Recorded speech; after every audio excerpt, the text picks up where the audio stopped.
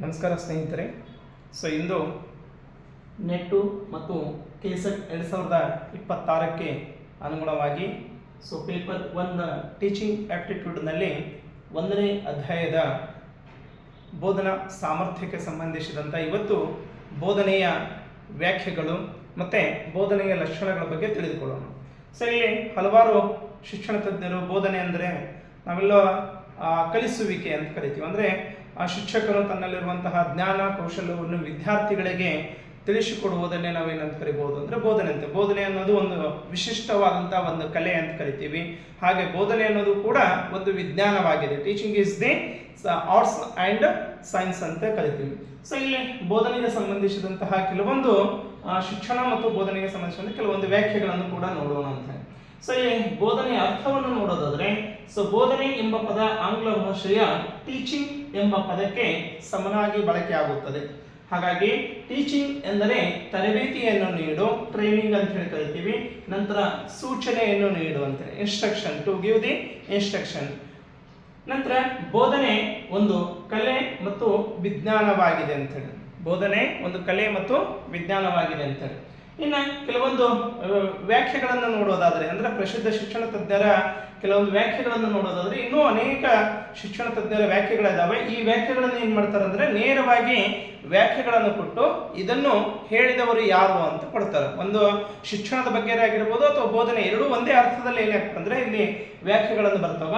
ಇಲ್ಲಿ ಪ್ರಮುಖವಾಗಿ ತೆಗೆದುಕೊಳ್ಳುವಂತಹ ಶಿಕ್ಷಣ ತಜ್ಞರಂದ್ರೆ ಮೊದಲನೇದಾಗಿ ಗಾಂಧೀಜಿಯವರು ಹೇಳಿರುವಂಥದ್ದು ಅಂತ ಏನಿದೆ ಮಕ್ಕಳಲ್ಲಿರುವ ಅತ್ಯುತ್ತಮವಾದದ್ದನ್ನೇ ಹೊರಗೆ ತೆಗೆಯುವುದೇ ಶಿಕ್ಷಣ ಅಂತ ಹೇಳಿ ಗಾಂಧೀಜಿಯವರು ಹೇಳಿದ್ದು.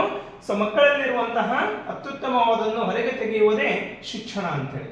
ಇನ್ನು ಎರಡನೇದು ರವೀಂದ್ರನಾಥ್ ಟ್ಯಾಗೋರ್ ಅವರು ಹೇಳಿದಂತಹ ವ್ಯಾಖ್ಯೆ ಏನು ಅಂದ್ರೆ ಮನುಷ್ಯನಲ್ಲಿರುವ ಪರಿಪೂರ್ಣತೆಯನ್ನು ಹೊರಗೆ ತೆಗೆಯುವುದೇ ಶಿಕ್ಷಣ ಅಥವಾ ಮನಸ್ಸನ್ನು ಉದಾತ್ತಗೊಳಿಸುವುದೇ ಶಿಕ್ಷಣ ಅಂತೇಳಿ. ಯಾವುದ್ರಿ? ಮನಸ್ಸನ್ನು ಉದಾತ್ತಗೊಳಿಸುವುದೇ ಶಿಕ್ಷಣ ಅಂತೇಳಿ. ಪ್ರಶ್ನೆ ಪತ್ರಿಕೆಯಲ್ಲಿ ಮನಸ್ಸನ್ನು ಉದಾತ್ತಗೊಳಿಸುವಂತಹದೇ ಶಿಕ್ಷಣ ಎಂದು ಹೇಳಿದವರು ಯಾರು? ಗಾಂಧೀಜಿ, ರವೀಂದ್ರನಾಥ್ ಟ್ಯಾಗೋರ್, ಡಾಕ್ಟರ್ BR ಅಂಬೇಡ್ಕರ್ ಅಥವಾ APJ ಅಬ್ದುಲ್ ಕಲಾಂ ಅಂತ ಹೇಳಿ ಕೆಳಗಡೆ ಹೇಳಿಕೆಗಳನ್ನು ಕೊಟ್ಟಿರ್ತಾರೆ. ಅದರಲ್ಲಿ ಸರಿಯಾದಂತಹ ಉತ್ತರ ಏನಾಗ್ತದೆ? ರವೀಂದ್ರನಾಥ್ ಟ್ಯಾಗೋರ್ ಅಂತೇಳಿ. ಇನ್ನು ಡಾಕ್ಟರ್ ರಾಧಾಕೃಷ್ಣನ್ ಅವರು ಹೇಳಿದಂತಹ ಒಂದು ವ್ಯಾಖ್ಯೆಯನ್ನು ಮಾಡಿದ್ರೆ ವ್ಯಕ್ತಿಯನ್ನು ಬಂಧನದಿಂದ ಬಿಡುಗಡೆ ಮಾಡಿ ಸ್ವತಂತ್ರಗೊಳಿಸುವುದೇ ಶಿಕ್ಷಣ. ಯಾವುದ್ರಿ? ವ್ಯಕ್ತಿಯನ್ನು ಬಂಧನದಿಂದ ಅಂದ್ರೆ ತಾನು ಹೊಂದಿರುವಂತಹ ಅಜ್ಞಾನದಿಂದ ಅದನ್ನು ಬಿಡುಗಡೆಗೊಳಿಸಿ ಸ್ವತಂತ್ರಗೊಳಿಸುವುದನ್ನೇ ನಾವೇನು ಕರಿತೀವಿ? ಶಿಕ್ಷಣ ಅಂತೇಳಿ. ಇನ್ನು ಡಾಕ್ಟರ್ APJ ಅಬ್ದುಲ್ ಕಲಾಂ ಅವರು ರಾಷ್ಟ್ರಪತಿ ಆಗಿರುವಂತಹ ಮಾಜಿ ರಾಷ್ಟ್ರಪತಿ ಅಬ್ದುಲ್ ಕಲಾಂ ಅವರು ಹೇಳಿದ್ದಂತಂದ್ರೆ ಸ್ವತಂತ್ರವಾಗಿ ಹಾರಾಡುವುದನ್ನು ಕಲಿಸುವುದೇ ಶಿಕ್ಷಣ ಅಂತ ಹೇಳಿ ಕೂಡ ವ್ಯಾಖ್ಯಾನ ಕೊಟ್ಟಿದ್ದಾರೆ. ಇನ್ನು ಅನೇಕ ಜನ ಇದ್ದಾರೆ. ಅಂದ್ರೆ ಅರಿಸ್ಟಾಟಲ್ ಆಗಿರ್ಬೋದು, ಪ್ಲೇಟೋ ಆಗಿರ್ಬೋದು, ಬ್ರೂನರ್ ಆಗಿರ್ಬೋದು, ಪೆಸ್ಟಾಲಜಿ ಆಗಿರ್ಬೋದು, ಇವರ ಅನೇಕ ಹೇಳಿಕೆಗಳನ್ನು ಕೂಡ ವಿದೇಶಿ ಶಿಕ್ಷಣ ತಜ್ಞರ ಹೇಳಿಕೆಗಳನ್ನು ಕೂಡ ಇಲ್ಲಿ ನೋಡಬಹುದು.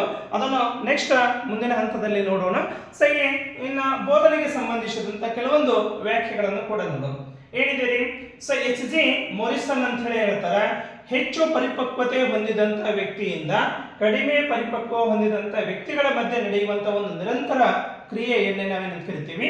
ಬೋಧನೆ ಅಂತೇಳಿ. ಅಂದ್ರೆ ಹೆಚ್ಚು ಪರಿಪಕ್ವ ಹೊಂದಿದಂತಹ ವ್ಯಕ್ತಿ ಅಂತಂದ್ರೆ ಈ ಶಿಕ್ಷಕರು ಅಂತ ಕರಿತೀವಿ. ಕಡಿಮೆ ಪರಿಪಕ್ವತೆ ಹೊಂದಿದಂತಹ ವ್ಯಕ್ತಿಗಳು ಅಂತಂದ್ರೆ ಇಲ್ಲಿ ವಿದ್ಯಾರ್ಥಿಗಳು ಅಂತ ಕರಿತೀವಿ. ಅಂದ್ರೆ ಹೆಚ್ಚು ಜ್ಞಾನವನ್ನು ಹೊಂದಿರುವಂತಹ ಶಿಕ್ಷಕರು ಕಡಿಮೆ ಜ್ಞಾನವನ್ನು ಹೊಂದಿರುವಂತಹ ವಿದ್ಯಾರ್ಥಿಗಳಿಗೆ ಏನ್ರಿ ಬೋಧನೆ ಮಾಡುವ ವಿಷಯವನ್ನು ತಿಳಿಸುವುದನ್ನೇ ನಾವು ನಿರಂತರವಾದಂತಹ ಒಂದು ಪ್ರಕ್ರಿಯೆಗೆ ಬೋಧನೆ ಅಂತ ಹೇಳಿ ಕೂಡ ಕರಿತೀವಿ. ನಂತರ ಥಾಮಸ್ P. ಗ್ರೀನ್ ಅವರ ಪ್ರಕಾರ ಮಗುವಿನ ಬೆಳವಣಿಗೆಗಾಗಿ ಶಿಕ್ಷಕನು ನಿರ್ವಹಿಸಬೇಕಾದಂತಹ ಒಂದು ಕಾರ್ಯವೇ ಬೋಧನೆ ಅಂತ ಹೇಳಿ. ಯಾವುದ್ರಿ? ಮಗುವಿನ ಬೆಳವಣಿಗೆಗಾಗಿ ಶಿಕ್ಷಕನು ನಿರ್ವಹಿಸಬೇಕಾದಂತಹ ಒಂದು ಕಾರ್ಯವೇ ಬೋಧನೆ ಅಂತ ಹೇಳಿ ಕರಿತೀವಿ. ನಂತರ ಯಾಕಮ್ ಮತ್ತು ಸಿಂಪ್ಸನ್ ಅವರ ಪ್ರಕಾರ ಮಗು ತಾನಿರುವಂತಹ ಪರಿಸರಕ್ಕೆ ಹೊಂದಿಕೊಳ್ಳುವಂತೆ ಮಾಡಿ ತರಬೇತಿಯನ್ನು ಗೊಳಿಸುವುದೇ ಯಾವುದ್ರಿ? ಬೋಧನೆ ಅಂತ ಹೇಳಿ. ಅಂದ್ರೆ ಮಗು ತಾನಿರುವಂತಹ ಪರಿಸರಕ್ಕೆ ಹೊಂದಿಕೊಳ್ಳುವಂತೆ ಮಾಡಿ ತರಬೇತಿಗೊಳಿಸುವುದೇ ಬೋಧನೆ. ಇನ್ನು ಕ್ಲಾರ್ಕ್ ಅಂತ ಹೇಳಿ ಇವರು ಹೇಳಿದಂತ ವ್ಯಾಖ್ಯೆ ಮಗುವಿನ ವರ್ತನೆಯಲ್ಲಿ ಪರಿವರ್ತನೆಯನ್ನು ತರಲು ಶಿಕ್ಷಕನು ವಿನ್ಯಾಸಗೊಳಿಸಿರುವ ಹಾಗೂ ನಿರ್ವಹಿಸುವಂತಹ ಒಂದು ಚಟುವಟಿಕೆಗಳ ಒಟ್ಟು ಮೊತ್ತವನ್ನೇ ನಾವೇನು ಕರಿತೀವಿ? ಬೋಧನೆ ಅಂತ ಹೇಳಿ. ಇನ್ನೊಂದ್ಸಲ ನೋಡ್ರಿ, ಮಗುವಿನ ವರ್ತನೆಯಲ್ಲಿ ಅಂದ್ರೆ ಬಿಹೇವಿಯರ್ಸ್, ಚೈಲ್ಡ್ ಬಿಹೇವಿಯರ್ಸ್ ಅಂತ ಕರಿತೀವಿ.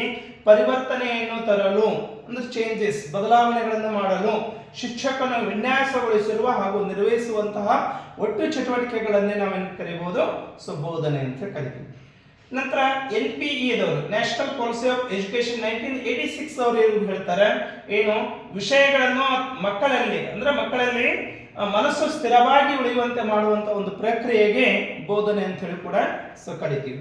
ಅದೇ ರೀತಿ NEP ನ್ಯಾಷನಲ್ ಎಜುಕೇಶನ್ ಪಾಲಿಸಿ 2020 ಪ್ರಕಾರ ಏನಾಗಿದೆ ಅಂದ್ರೆ ಮಗುವಿನ ಮಾತೃಭಾಷೆಯಲ್ಲಿ, ಅಂದ್ರೆ ಮಗುವಿನ ಯಾವುದು ಮಾತೃಭಾಷೆ ಇದೆ ಆ ಮಾತೃಭಾಷೆಯಲ್ಲಿ ಬೋಧನೆ ಮಾಡುವುದು ಹಾಗೂ ವಿದ್ಯಾರ್ಥಿಯ ಸಾಮರ್ಥ್ಯವನ್ನು ಹೆಚ್ಚಿಸುವುದೇ ಬೋಧನೆ ಅಂತ ಹೇಳಿ ಕೂಡ ಸೊ ಕರೀತಾರೆ. ಹೀಗಾಗಿ ಬೋಧನೆ ಮತ್ತು ಶಿಕ್ಷಣ ಮತ್ತು ಬೋಧನೆ ಎರಡೂ ಒಂದೇ ಅರ್ಥದಲ್ಲಿ ತೆಗೆದುಕೊಂಡು ಹೋಗಿ ಸೊ ಇನ್ನೂ ಅನೇಕ ಹೇಳಿಕೆಗಳನ್ನು ಕೂಡ ನಾವೇನ್ ಮಾಡ್ಬೋದು, ಸೊ ಬರೆದುಕೊಳ್ಬಹುದು. ಇವೆಲ್ಲವೂ ಕೂಡ ನೇರವಾದ ಒಂದು ಅಂಕ ಡೆಫಿನೆಟ್ ಆಗಿ ಬರುವಂತದ್ದು, ಅಂದ್ರೆ ಒಂದು ಡೆಫಿನಿಷನ್ಸ್ ಕೊಟ್ಟು ಇದನ್ನು ಹೇಳಿದವರು ಯಾರು ಅಂತ ಹೇಳಿ ಕೊಡ್ತಾರೆ. ಇಲ್ಲಾಂದ್ರೆ ಈ ಕೆಳಗಿನ ವಾಕ್ಯಗಳನ್ನು ಇವ್ರು ಹೇಳಿದವರು ಇದನ್ನು ಹೇಳಿದವರು ಅಂತ ಹೇಳಿ ಕೂಡ ಸೊ ಕೊಡಬಹುದು. ಹಾಗಾಗಿ ಇದನ್ನು ಇನ್ನೂ ಅನೇಕ ಹೇಳಿಕೆಗಳಿದಾವೆ, ಅದನ್ನೆಲ್ಲವೂ ಕೂಡ ಸೊ ನೋಟ್ಬುಕ್ ನಲ್ಲಿ ಬರೆದುಕೊಂಡು ಸೊ ಪ್ರಾಕ್ಟೀಸ್ ಮಾಡಬಹುದು. ಇನ್ನು ನೆಕ್ಸ್ಟ್ ಬೋಧನೆಗೆ ಸಂಬಂಧಿಸಿದಂತಹ ಬೋಧನೆಯ ಸ್ವರೂಪ ಅಥವಾ ಗುಣಲಕ್ಷಣಗಳ ಬಗ್ಗೆ ಸೊ ನೋಡೋಣ.